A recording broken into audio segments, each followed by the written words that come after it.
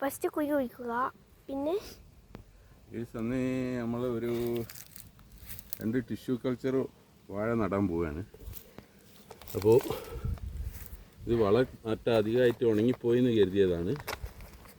അപ്പോൾ ഇപ്പോൾ ശരിയായിട്ടുണ്ട്. അപ്പോൾ അടിവളമായിട്ട് ഞങ്ങൾ ആട്ടിൻകാട്ടാണ് ഇട്ടിരിക്കുന്നത്. ഈ വാഴക്കന്ന് ഇവിടെ വെക്കുന്നു. ഇനി ചുറ്റിനും മണ്ണിട്ട് നിരത്തുന്നു.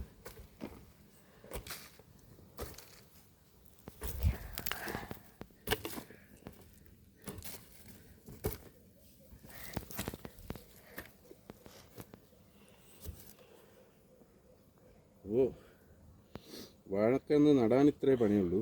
പക്ഷേ വാഴക്കന്ന് നട്ടതിന് ശേഷം അത് നനച്ചെടുക്കാനും വളം കൊടുക്കൽ, കുത്തു കൊടുക്കൽ, ഇതൊക്കെയാണ് പണി.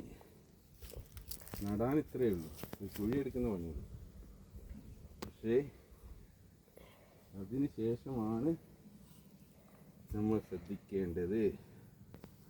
ഇപ്പം മണ്ണിൻ്റെ pH കിട്ടാൻ വേണ്ടി, pH ലെവലാക്കാൻ വേണ്ടി ഈ കുമ്മായ ഇട്ട് കൊടുക്കുന്നു.